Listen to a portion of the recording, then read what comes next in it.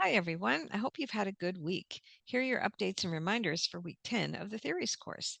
This week, we'll examine the last of the special focus theories and we'll return to Chapter 15 on career decision making approaches in the textbook. In week 3, you learned about the two types of career decision making approaches described in this chapter, descriptive and prescriptive, and how each can play a role in helping clients to make good career decisions. This week, we'll take a closer look at the models in Chapter 15 that further illustrate these two approaches spiritual, holistic, and cognitive behavioral theories. We'll also touch briefly on social cognitive career theory, which is described in Chapter 14.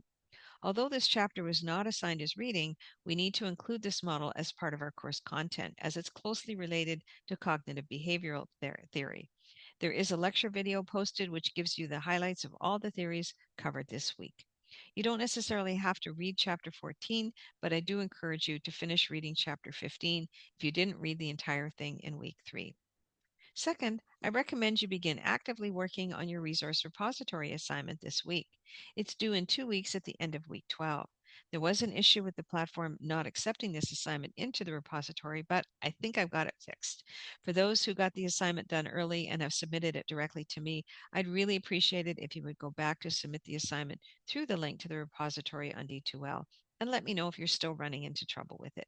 The idea of having this assignment shared in one repository is so you can all review all the resources and save ones you think you'd find most useful in the field for staying up to date.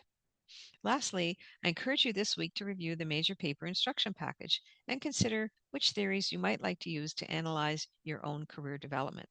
We still have 2 more weeks of models to examine, so you may decide to use one of those theories, but you can get started on the paper by considering out of all the theories we've covered so far, if there are any you feel apply particularly well to your own career experiences. You can actually start working on this assignment without selecting a theory, as the first question asks you just to describe your own career development. You don't need to have a theory selected until you get to question 2. So this might help you to jumpstart your paper this week. This assignment is due at the end of week 13, the week after the resource repository assignment. So it would be a good idea to try and get the resource assignment done early. That's all for this week. I know you're all working very hard at this point to stay on top of the deadlines and assignments. From my perspective, you're all doing a great job of maintaining the demanding pace of juggling all the priorities in your life, including your coursework.